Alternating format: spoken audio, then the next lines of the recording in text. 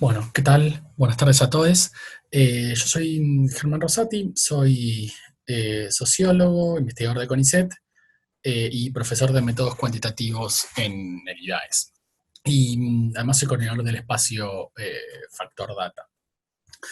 Y un poco les vamos a estar hablando junto con Laia Domenech acerca de esta relación entre ciencias sociales y ciencia de datos, donde un poco nuestra visión es que aun cuando o especialmente porque se trata de herramientas y técnicas nuevas, es decir, todo lo que queda englobado bajo la noción de ciencia de datos y supone un instrumental técnico bastante novedoso para lo que estamos acostumbrados en ciencias sociales, no deja de ser cierto que nosotros seguimos abordando problemas bien clásicos de las ciencias sociales.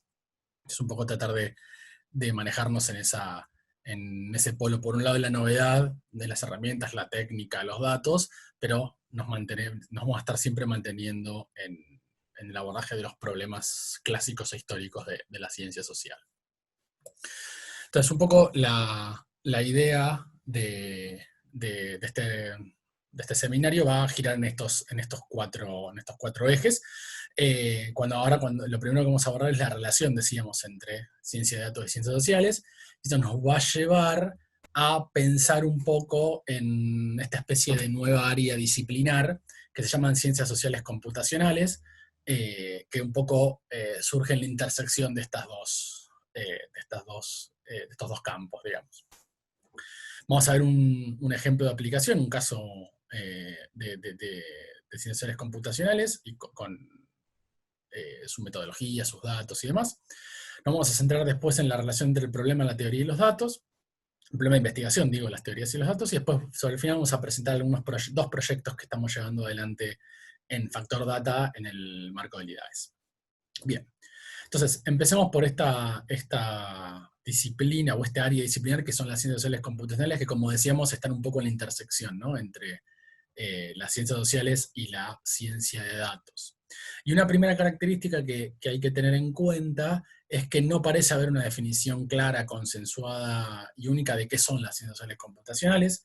Si ustedes googlean, van a algunos de los journals de Computational Social Science y demás, van a encontrar que hay muchas definiciones por extensión, es decir, enumerando atributos, pero claramente no hay una definición única sobre en qué consisten.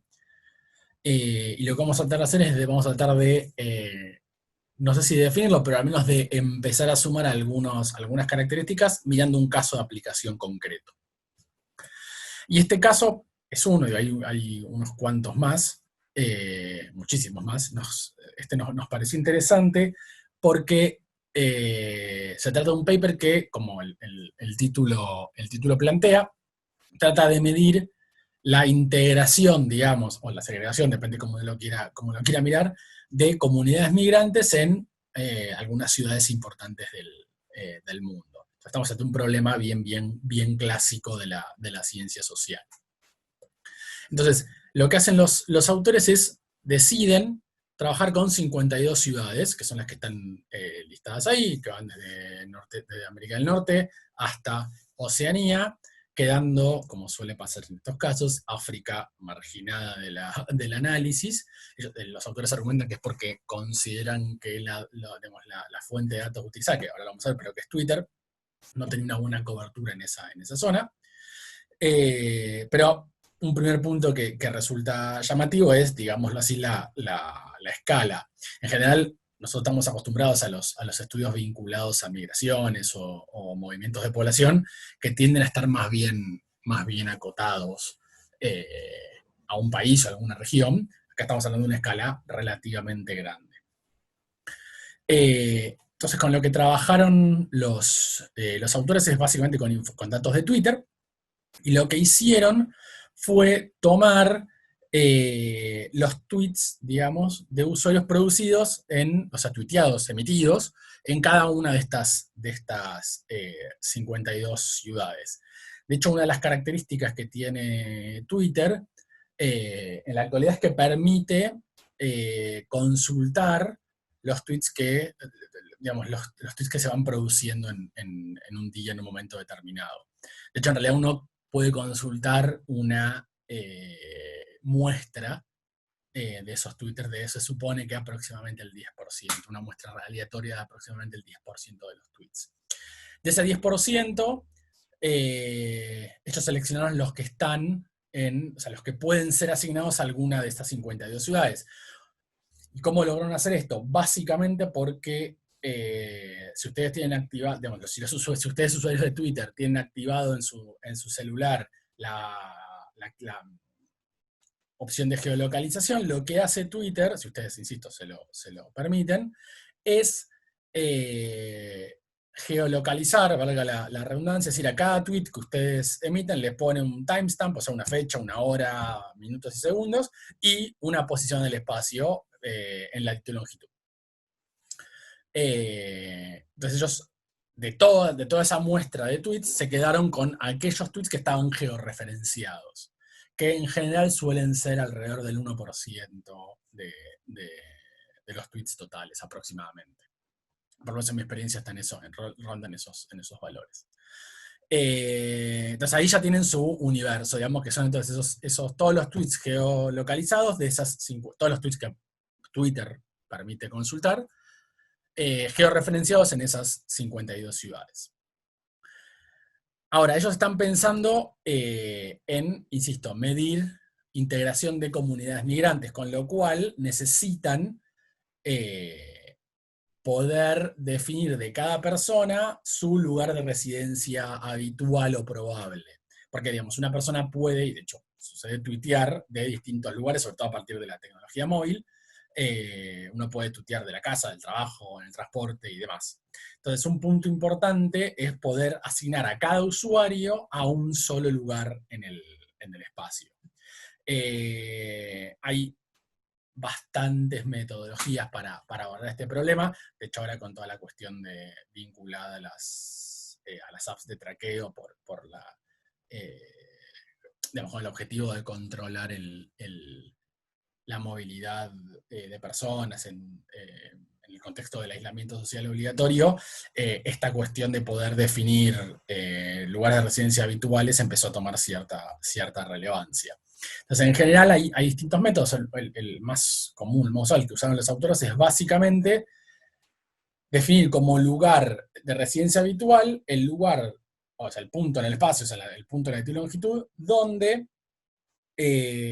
se emitían más tweets, o sea, donde cada usuario emitía mayor cantidad de tweets en horarios no laborales. Digamos, creo que habían puesto un límite entre las 8 y las 7 de la mañana y los fines de semana. ¿Por qué? Porque se asume que el resto de los tweets se están emitiendo de lugares que son probablemente laborales. Entonces, a partir de eso, de esa localización, es que a partir de, digamos, de identificar ese punto, ese punto donde se emite la mayor cantidad de tweets en estos horarios no laborales, digamos, es que se define el lugar de residencia habitual. Previamente ellos explican, hay todo un trabajo para eliminar bots y spammers que tienen que ver con todas las cuentas que producen tweets con muy poco intervalo de tiempo, o muchos del mismo lugar, también con muy poco intervalo de tiempo. Entonces hay todo un trabajo para limpiar esa información. Entonces ya tienen, digamos que a partir de eso ya tienen, los tweets georreferenciados de 52 ciudades, y de cada usuario, es decir, de cada persona que emite un tweet, tienen definido el lugar de residencia habitual. Entonces el paso siguiente es la detección propiamente dicha de las comunidades migrantes. ¿Y cómo hicieron eso? Básicamente lo que trataron de hacer es poder poder lograr una detección del lenguaje, en este sentido.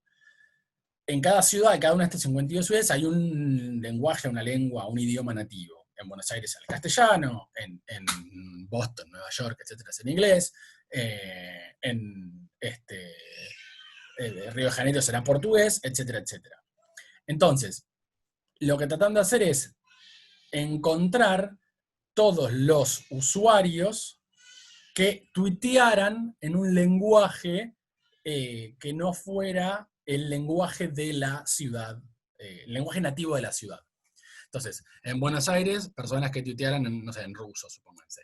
En Boston, personas que tuitearan en italiano, qué sé yo, ese tipo de cuestiones. Entonces, esas personas que tuitean habitualmente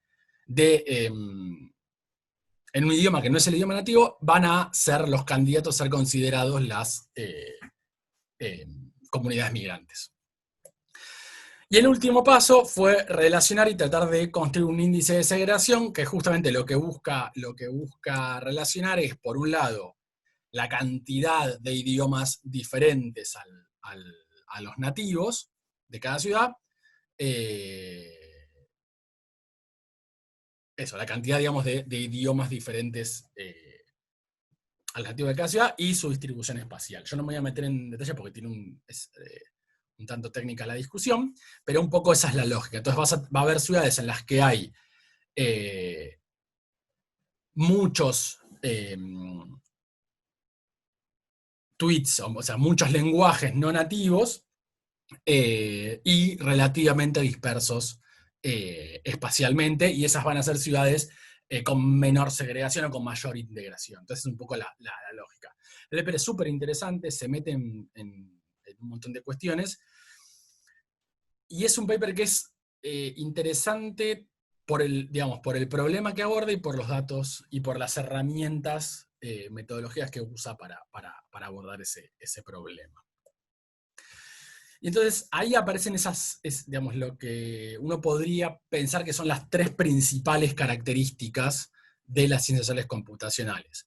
Por un lado, insisto, nosotros estamos haciendo ciencia social, con nuestras preguntas, nuestros problemas de investigación son los problemas clásicos de la ciencia social, desde la estructura, la integración, el conflicto, etcétera, etcétera, etcétera. Entonces siempre vamos a estar preguntándonos en esa clave, vamos a estar interrogando a los datos en esa clave.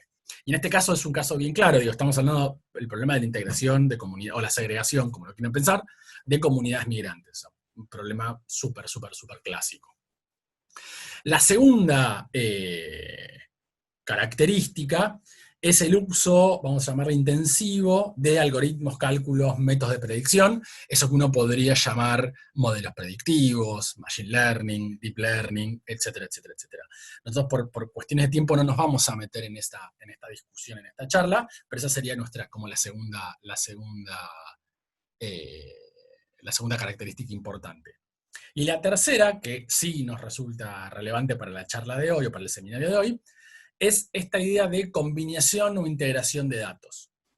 En general, en un estudio de ciencias sociales computacionales vamos a encontrar una o varias fuentes de datos con distintos orígenes, o sea, producidas por distintos organismos con distintos procesos de producción, en este caso fue Twitter, podría haber sido data censal, podría haber sido data de encuestas, podría haber sido data de otra red social, podría haber sido data scrapeada de algún sitio web, etc. Entonces vamos a encontrar datos que tienen distintos procesos de producción y distintos orígenes. Y la tercera característica de los datos es, vamos a encontrar datos con diferentes grados de estructuración. Esto es algo que a mí me gustaría detenerme en un momentito, que vamos a hablar enseguida sobre este punto. Entonces, este punto de los datos es un problema, digamos, o una característica, mejor dicho, relevante en la ciencia social computacional, la ciencia social en general, digamos, no siempre nos estamos preguntando por los datos. Y lo que tiene ahí son, digamos, una serie de estimaciones respecto a la producción de datos a lo largo de la historia, los últimos 30 años de la historia. Lo que pueden ver es que en el gráfico de la izquierda, la capacidad de almacenamiento de información que tiene la humanidad, a partir del año 2000 pega un salto violento, digamos. Y un salto violento en dos sentidos. Por un lado, empieza a tener un crecimiento exponencial. Eso que está, la idea de exponencialidad hoy está bastante en boga, pero digamos, las distintas estimaciones plantean que la humanidad, digamos, la humanidad duplica la cantidad de información que produce y que almacena entre 2 y 3 años. Cada 2 y 3 años se duplica la cantidad de información. Por un lado eso se ve, y en el segundo caso, la segunda característica es que digamos, justamente a partir de la década del 2000, la información empieza a estar cada vez más o sea, cada vez menos en soporte analógico, pensémoslo, libros, pinturas, fotos, y cada vez más en soporte digital. Eh, Todo esto motorizado por toda la revolución de las tecnologías móviles, la Internet de las cosas, la Internet propiamente dicha, etcétera, etcétera, etcétera. Y al mismo tiempo, lo que se empieza a incrementar también en hacia la década del 2000 es la capacidad de computar eh, digamos, esa enorme cantidad de información. De hecho, ahora ya han quedado desactualizadas, pero hasta hace un par de años Google tenía la capacidad de procesar miles de gigabytes por día, digamos, miles de terabytes por día en realidad. Entonces, digamos, a ese nivel es que también va creciendo la capacidad de procesar. O sea, no solo producimos más, sino que además tenemos mayor capacidad de procesar esa información. Y esta especie de explosión, digamos, de datos llevó a algunas afirmaciones, por decirlo mínimo, temerarias. No sé si lo conocen a Chris Anderson, pero Chris Anderson era, hasta hace unos cuantos años, el editor en jefe de la revista Wired, que es una revista de una de las revistas favoritas de los tecnólogos en Estados Unidos.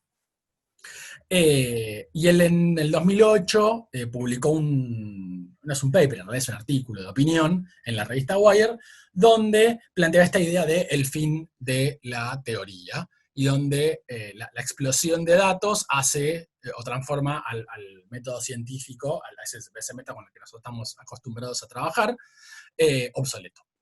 Y de hecho hay una cita que es un poco lo que resume el espíritu, digamos, del texto, que es plantear algo así como, bueno, listo, olvidémonos de la teoría, de la lingüística, de la sociología, de la psicología, a nadie importa, olvídense de las taxonomías. Nosotros no podemos saber qué hace la gente, mejor dicho, por qué la gente hace lo que hace, pero lo que sí podemos hacer es medirlo. Y lo podemos medir con una precisión que hace bueno, esto es en 2008, ¿no? Pero hasta hace, póngale, 10 años en ese momento, era impensable. Y ahí están, digamos, de las afirmaciones más temerarias que se hayan hecho a este respecto. Con suficientes datos, los números hablan por sí mismos. Sin entrar a discutir esta especie de retorno a un empirismo un tanto pavote, por así decirlo, o este intento de retorno a un empirismo un tanto pavote, lo cierto es que este artículo, o este editorial, despertó toda una serie de discusiones, hubo congresos de físicos, biólogos, que se juntaban básicamente a pegarle a Anderson. Independientemente de las predicciones, de las cuales pocas se han cumplido, no deja de ser cierto que efectivamente hoy tenemos una cantidad de información que hace unos cuantos años era impensable. Y eso es un punto o un hecho sobre el cual se montan las ciencias sociales computacionales para trabajar. Entonces es un punto que es importante tener en cuenta.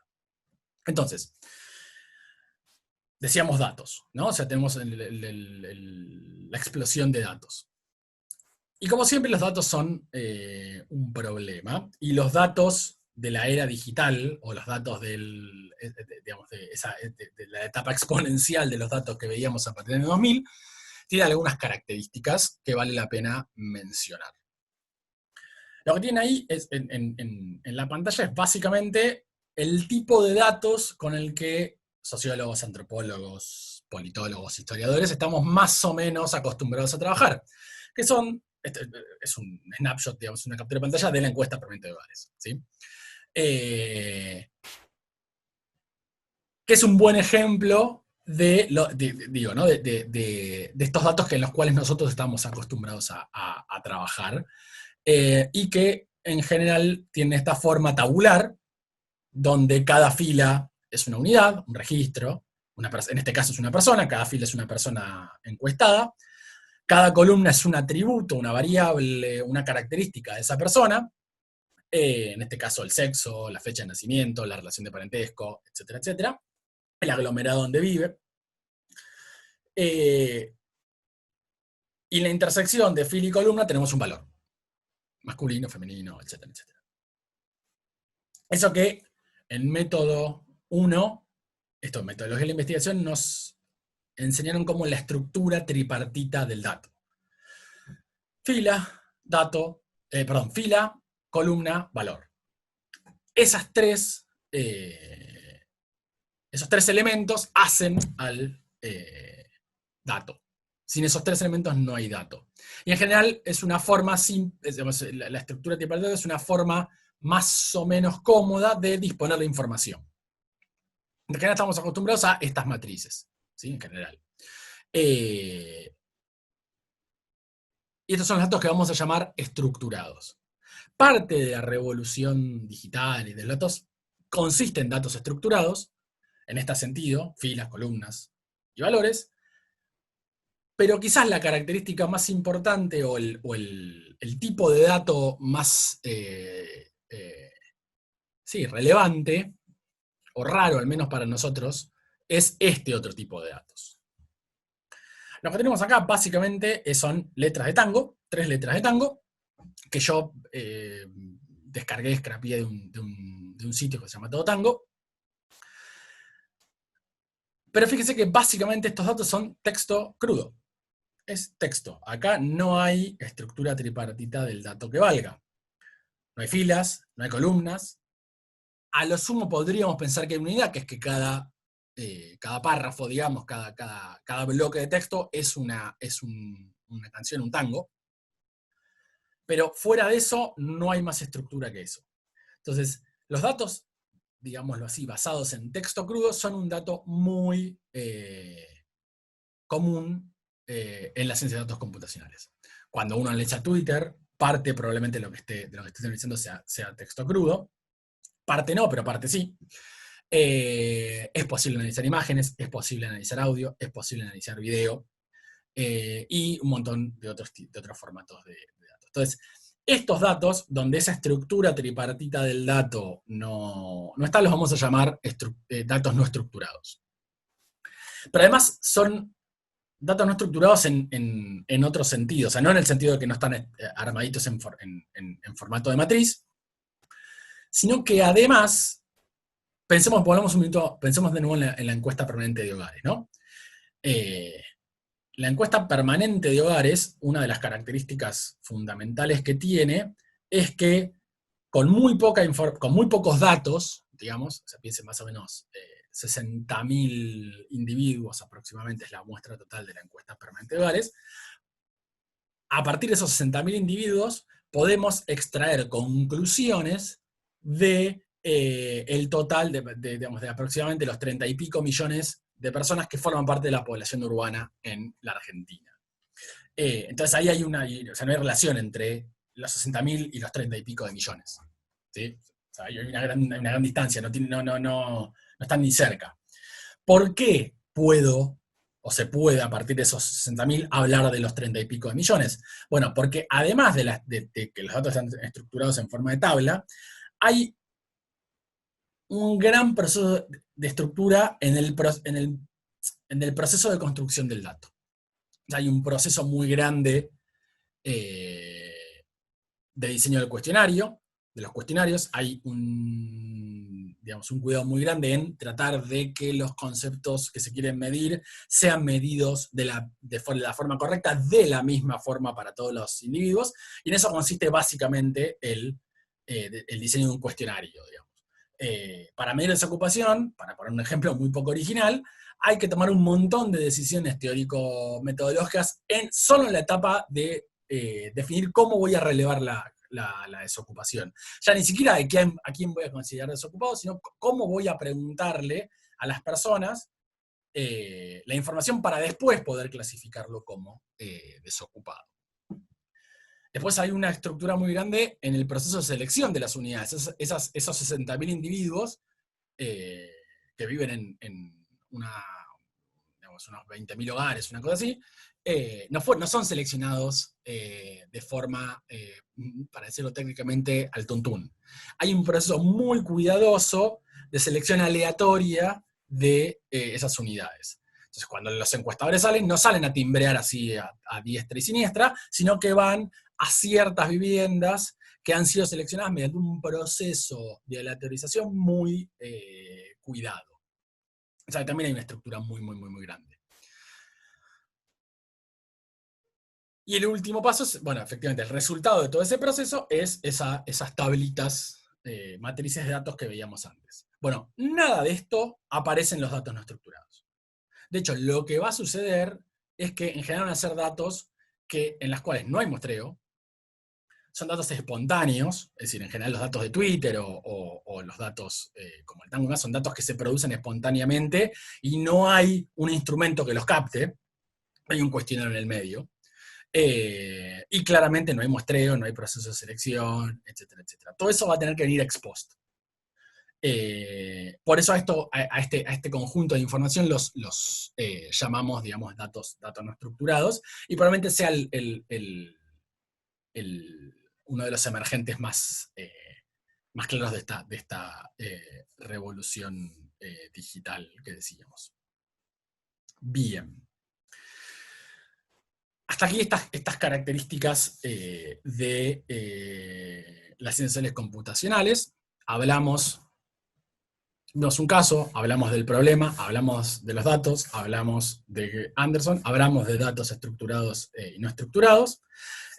Lo que queríamos presentarles ahora son algunos avances que estamos realizando en el marco de Factor Data en el IDAES. Brevemente les cuento, Factor Data es un espacio abierto que tiene como objetivo, digamos, desarrollar e impulsar el uso de nuevas fuentes de datos, de nuevas técnicas de análisis, de nuevas formas de comunicar en ciencias sociales, muy vinculados a estas disciplinas que hemos caracterizado como ciencias sociales computacionales. Y básicamente tiene tres líneas de acción. Una investigación básica, de las cuales vamos a contarles un poquito ahora, una línea de investigación aplicada, donde un poco la idea de Factor Data además es prestar soporte metodológico a investigadores, estudiantes, docentes del IDAES o de otras instituciones que tengan intenciones o tengan ganas de empezar a trabajar con este tipo de herramientas, y bueno, nos gustaría poder darles una mano en ese tránsito. De hecho, hubo una convocatoria el año pasado donde se habían seleccionado 3 proyectos, algunos de los cuales están en desarrollo.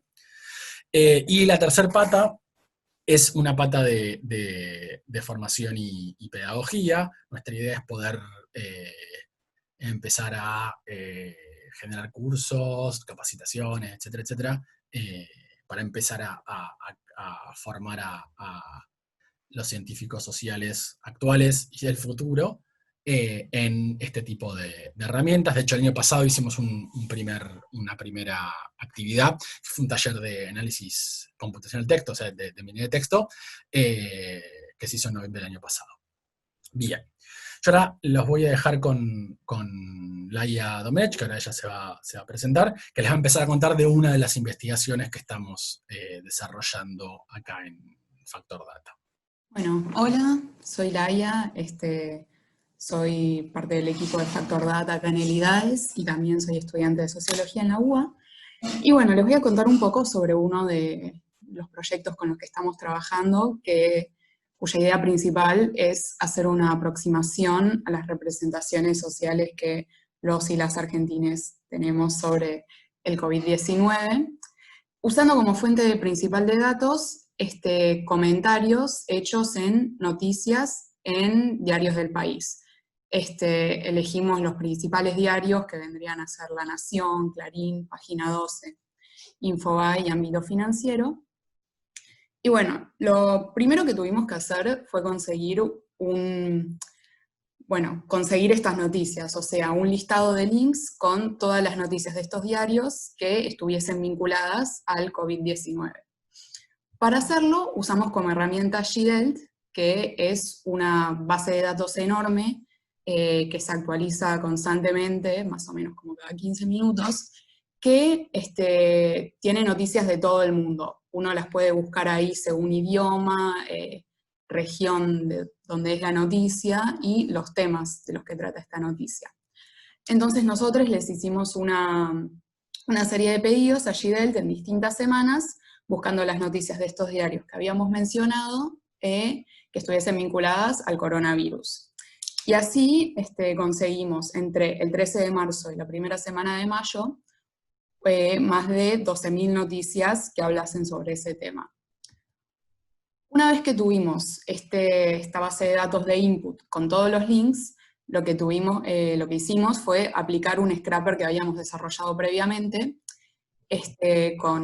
usando una librería de Python que se llama Selenium, que se encargaba de entrar a cada uno de estos links de las noticias, buscar los comentarios que tuviese esta noticia y descargarlos todos con su usuario, la fecha de la noticia. Una vez que aplicamos el scrapper, conseguimos una base de datos final con más de 330.000 comentarios de estas fechas. Entonces, después, para detectar como las representaciones sociales o cuáles serían como los temas de los que la gente habla cuando habla de COVID, usamos un método que se llama modelado de tópicos, o topic modeling. El topic modeling básicamente lo que hace es como funcionar bajo la lógica de que cada tema está caracterizado por un conjunto de palabras. ¿Qué quiere decir esto? Vos le pedís que detecte en una cantidad, en un corpus de datos no estructurados, un número n de temas, y te devuelve como un listado de palabras que vos tenés que interpretar para dar cuenta de qué temas son. Por ejemplo, si ves que un tópico tiene las palabras dólar, hiperinflación y bancos, puedes interpretar que ese es el tópico que habla de economía. O sea, esto quiere decir que el conjunto de palabras, cada conjunto de palabras te hace como un pequeño resumen de qué trata ese tópico. Entonces, antes de aplicar el topic modeling tuvimos que hacer todo el preprocesamiento del texto para normalizarlo lo más posible, y cuando lo aplicamos encontramos 10 tópicos de interés, en realidad 9 porque hay uno que es misceláneo.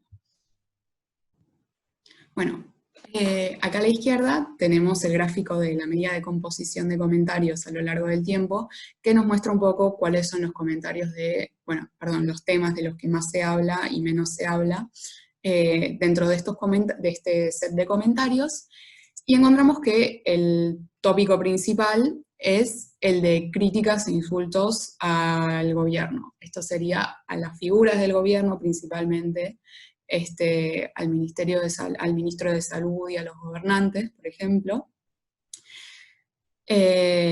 Y los segundos tópicos principales, que son bastante parecidos en relevancia y también bastante parecidos entre sí, son por un lado el tópico de imágenes sobre testeos y política a nivel nacional, políticas a nivel nacional e internacional que se están tomando sobre el COVID, y el tópico 10, que es las imágenes sobre la cuarentena y medidas a nivel local.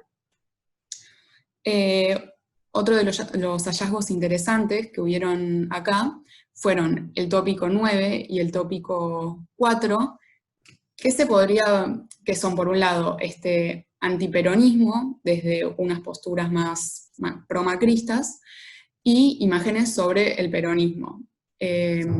Podemos ver que estos dos tópicos representan como los dos polos de la supuesta grieta en Argentina. Encontramos que estos comentarios pueden tratarse de peronismo o antiperonismo vinculados al gobierno sobre el contexto actual, o pueden tratarse de comentarios pro o antiperonistas en un nivel más general, hablando de Cristina o lo que sea. Es interesante también que la suma de estos dos tópicos constituiría un tópico principal, o sea que la grieta representaría el tópico principal que encontramos en los comentarios. El segundo análisis así exploratorio que hicimos fue observar cómo era la composición de tópicos en cada diario, es decir, ver cómo varían las representaciones de los lectores de cada diario. Bueno, lo primero y más obvio es que en página 12 tenemos mayor diversidad de tópicos, es decir, que en general los comentaristas hablan sobre cosas más variadas, a diferencia de, bueno, el resto, donde las críticas e insultos al gobierno se siguen manteniendo como el tópico con mayor preeminencia, sobre todo en Clarín y La Nación, que hay como bastante espacio entre el tópico principal y el resto. Y bueno, esto es en principio lo que estuvimos haciendo, todavía seguimos trabajando porque, bueno, siguen saliendo noticias sobre COVID y seguimos trabajando sobre comentarios nuevos, y también estamos trabajando en una automatización de la predicción de los tópicos, y bueno, eso, básicamente. Bueno, si les interesa, les dejamos acá el link de un preprint con este primer análisis que estuvimos haciendo de los comentarios que venimos teniendo. Y bueno, nada, eso. Los dejo y sigue Germán. Y el segundo proyecto del cual les queríamos hablar es un mapa de accesibilidad a servicios básicos, que un poco surgió tratando de pensar, digamos, algunas dimensiones de la digámoslo así, de la desigualdad, por así decirlo, de las contradicciones en la estructura social argentina, que coincidió con el contexto de la pandemia y con ese famoso viernes de abril que todos más o menos recordamos, en los cuales estallaron y se desbordaron los cajeros en varias zonas del país. Lo que hicimos básicamente, y es un proyecto en conjunto con la Fundación Bungibón, es tratar de diseñar un mapa a nivel radiocensal que pudiera caracterizar o que pudiese lograr, digamos, con un nivel de resolución lo más alto posible, que en este caso es radiocensal, poder cuantificar las distancias a ciertos servicios básicos. Básicamente lo que se hizo fue se scrapeó información de Google Places en el año 2018, se descargaron, o sea, ahí lo que obtuvimos son básicamente listados de bancos, de supermercados y de algunos otros servicios, o sea, descargamos el listado y la geolocalización de cada tipo de servicio. Se descargaron listados de farmacias del Sistema de Información Sanitaria Argentina y de hospitales, postas y centros sanitarios. Entonces la idea era poder calcular para cada red censal, bueno, qué tan aislado estaba de cada uno de estos servicios. Y un poco lo que hicimos, digamos, es, bueno, decíamos, ¿no? Obtuvimos estos listados de sitios donde se ofrecen servicios esenciales georreferenciados. Acá básicamente lo que tenemos son farmacias o sea, la ubicación de farmacias en una zona de Recoleta. Luego mostramos puntos al azar en toda la superficie urbana, básicamente al interior de cada radio censal muestreamos 5 puntos, y más o menos para el ALBA calculamos alrededor de 75.000 puntos, que llamamos puntos de partida, ¿no? Que es una especie de manera de tratar de poder calcular en cada radio censal un promedio de distancias a cada uno de los servicios. Lo que hicimos después es, de cada uno de esos puntos, encontramos, en este caso la farmacia, el banco, el cajero, el supermercado, el almacén, el hospital, posta o centro de salud más cercano, y calculamos el tiempo necesario, o sea, la distancia y el tiempo del trayecto por calle, es decir, no en línea recta, digamos, utilizamos un servicio que lo que hace es ruteo por calle, a cada uno de estos servicios, y medimos la distancia de este punto a esta que es la farmacia cercana, de este punto haciendo este recorrido, y así sucesivamente.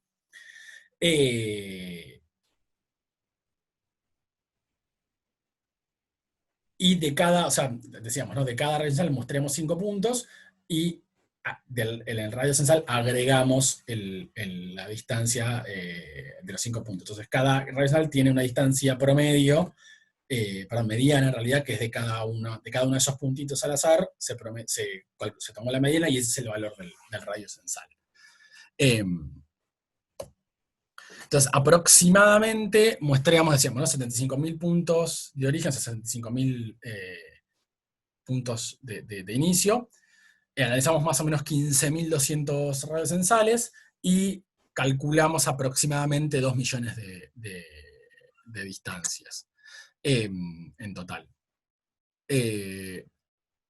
Y el resultado, decía, es este mapa que tenemos acá. Este caso es las distancias a los bancos. Entonces, lo que uno puede ver son varias cosas interesantes. Digamos, uno puede ver ciertas zonas, o sea, cuanto más cerca del amarillo, menor es la distancia, y cuanto más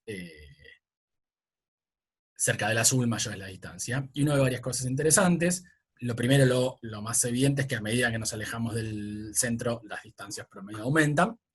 Pero, por ejemplo, en unas zonas como el sur de la ciudad o ciertas zonas de la ciudad, o ciertas zonas acomodadas del Gran Buenos Aires, que también presentan ciertas bajas accesibilidades. De hecho, una de las preguntas que tenemos ahí pendientes es un poco, bueno, ¿qué relación existe entre las distancias y las condiciones de vida? Y bueno, lo que tenemos planteado acá es un indicador de nivel socioeconómico que construimos, y una distancia, es decir, la correlación entre las dos, y lo que uno puede ver, o sea, cuanto más cerca del azul es correlación negativa, es decir, a mejor nivel socioeconómico, peor distancia, o viceversa, que es lo que uno esperaría, ¿no? A peor nivel socioeconómico, mayores distancias, pero uno ve que aún así hay ciertas zonas acomodadas, por ejemplo, esta zona de acá, que es la zona de Belgrano, cercana al barrio River y demás, que básicamente son zonas que son de muy buena situación económica, pero que están relativamente aisladas. Entonces esa relación entre condiciones de vida y accesibilidad no es para nada lineal. Si les interesa, aquí les dejo el link al mapa, el mapa es interactivo, pueden acceder en ese link y explorarlo. Y un poco ya para ir cerrando, les presento un poco al equipo de Factor Data. Bueno, ya me presenté. Adriana Chazarreta, que también es investigadora del CONICET y docente de IDEAS UNSAM, es otra de las miembros. Laia, que también ya la han conocido. De Tomás Maguire, Florencia Piñeruda y Lucía Ferrón, que son 3 estudiantes de la licenciatura en Sociología acá en el IDAES, que están un poco trabajando sus tesinas de licenciatura en este tipo de cosas. Tomás y Florencia están trabajando sobre la aplicación de modelado de tópicos, esa técnica que veíamos antes, a noticias en contextos de elecciones, es decir, en qué medida los temas de los medios cambian en el contexto de elección. Tomás lo está viendo a un nivel más agregado, y Florencia está viendo específicamente noticias vinculadas a inseguridad, y Lucila está trabajando con el uso de Twitter como herramienta de campaña, está empezando a explorar el uso que hacen los distintos candidatos también en el contexto de campaña de Twitter como herramienta de campaña, básicamente. Así que bueno, eso era todo. Si tienen dudas, preguntas, les dejamos nuestros Twitter, digamos, nuestras cuentas de Twitter, la mía, la de Laia y la de Factor Data. Y tenemos un incipiente blog en Medium donde estamos subiendo algunos comentarios, algunos tutoriales y algunos avances de investigación del equipo de Factor Data. Bueno, muchas gracias a todos y estamos en contacto. Saludos.